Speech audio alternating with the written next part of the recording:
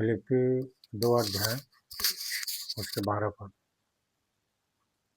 इसीलिए हे मेरे प्रियो, जिस प्रकार तुम सदा से आज्ञा मानते आए हो, वैसे ही अब भी न केवल मेरे साथ रहते हुए परिचय करके, अब मेरे दूर रहने पर भी डरते और कांपते हुए अपने अपने उद्धार का कार्य पूरा करते जाओ। है ना। यहाँ पौलुस जो है ना, फिलिप्पी के कलीसिया के लोगों को बोल रहे हैं। मतलब फिलिप्पी कहने से फिलिप्पी के कलीसिया, कुरंत कहने से कुरंत की कलीसिया। ठीक है। तो फिलिप्पी के कलीसिया के लोगों को बोल रहे हैं कि हे मेरे प्रियो, जिस प्रकार से तुम आज्ञा सदा से आज्ञा मानते आए हो। ठीक है। सदा से ना, मतलब हमेशा आज्ञा मानते आए हो। अब आपके जीवन में यदि बोला जाए रूपा कि कब से आज्ञा मान रहे हो आप, जब से आप बाइबल को जान रहे हो, है ना। जब तक आप सुसमाचार को सुने तब से। तो सदा से आज्ञा मानना, आज्ञा ही मेन है रूपा।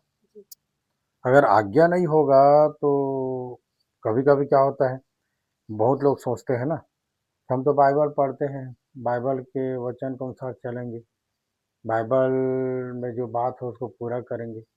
पर बाइबल के साथ साथ परमेश्वर क्या दिया है, एक अगुआ दिया है। ठीक है। इसीलिए बोलते हैं ना कि अपने अगुआ की सुनो, अपने अगुए की मानो। जैसे इब्रानी 4:13-7 को जब पढ़ोगे तो लिखा है कि जिन्होंने तुम्हें परमेश्वर का वचन सुनाया है। ठीक है। और उनके चाल चलन को अंत तक देख कर उसके विश्वास का अनुकरण करो बोले हैं।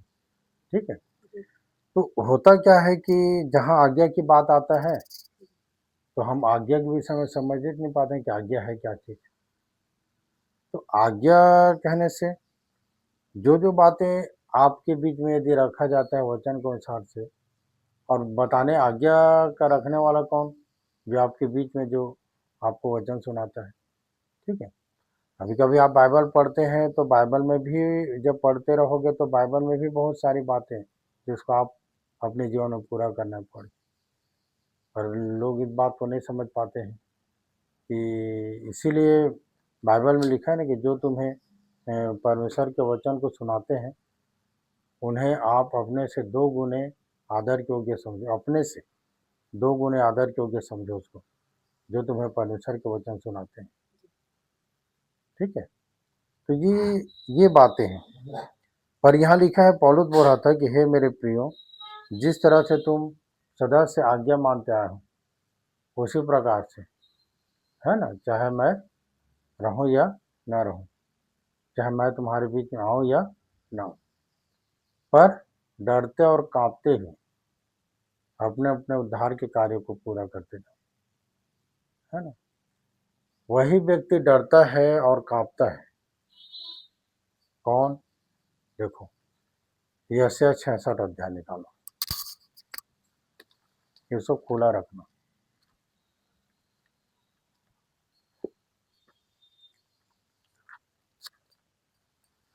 66 अध्याय, यशायाह 66 अध्याय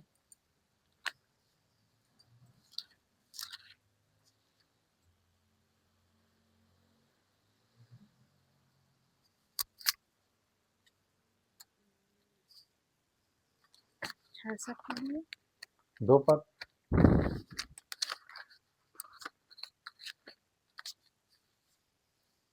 यहोवा की यह वाणी, ये सब वस्तुएं मेरे हाथ की बनाई हुई है ना। यहोवा की यह वाणी है कि ये सब वस्तुएं मेरे हाथ के बनाई हुई हैं, और इसीलिए ये सब मेरे ही हैं।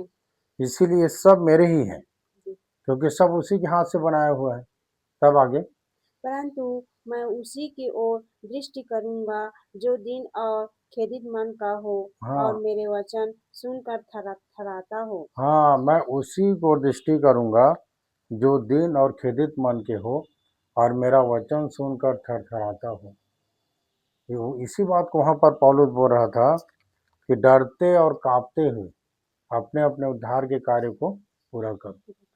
यदि हमारे जीवन में यदि डर नहीं है, है ना, जब हम परमेश्वर के वचन को सुनते हैं तो डर नहीं है, पढ़ते हैं तो डर नहीं है। क्योंकि अभी ऐसे हम पढ़ रहे थे कि मैं उन्हीं को दृष्टि करूँगा जो दीन और खेदित मन के हैं और मेरा वचन सुनकर थरथराते हैं। और यहाँ पर लिख दिया है, यहाँ पर बोल रहा है कि डरते और कांपते हुए अपने अपने उद्धार के कार्य को पूरा करो, है ना। जिस प्रकार से तुम सदा से आज्ञा मानते आए हो, उसी प्रकार से चाहे मैं आऊँ या ना आऊँ, ठीक है। पर अपने अपने उद्धार के कार्य को कैसे पूरा करना है? डरते और कांपते हुए, ठीक है। तो ये जब डरते हो, कांपते हो, तो परमेश्वर जो है आपकी ओर दृष्टि करता है और सारा चीज़ फिर आपको देता है ना। क्योंकि सारा चीज़ तो उसी का है। बोला ना कि ये जो वस्तुएं देखते हो वो सब मेरे हैं, क्योंकि वो मेरे बनाए हुए हैं, क्योंकि उसी के सृजा हुआ है। तो जब आप डरते हैं परमेश्वर से, जब आप परमेश्वर के भय खाते हैं, तो ये सब बातें परमेश्वर फिर आपको दे देता है, ठीक है।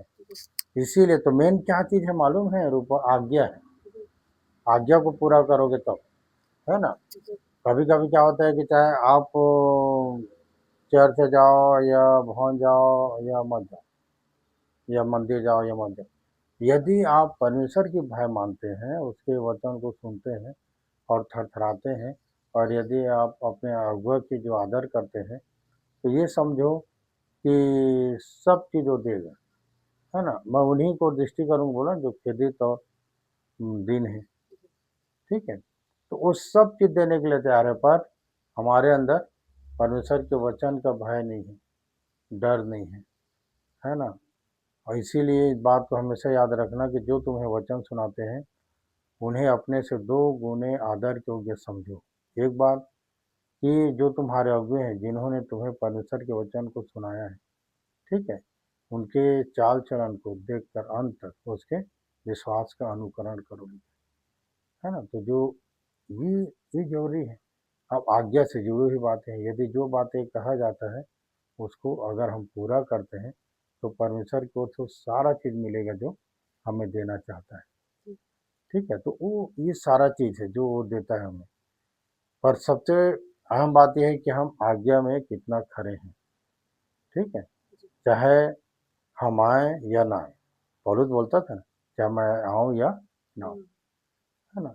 कभी समय के बाद तो है कहीं नहीं आया 6 महीना, साल भर, तो ऐसा थोड़ी कि बाइबल पढ़ना छोड़ दिए या वचन में नहीं हो, है ना। आप अपने उद्धार के कार्य को पूरा कर सकते हैं, क्योंकि उसने बाइबल को तो सीधा कहा है कि यह कुंजी है। आप इसको पढ़ के अपने उद्धार के काम को पूरा कर सकते हो, अपने उद्धार के विषय को, अपने कार्य को, उद्धार के कार्य।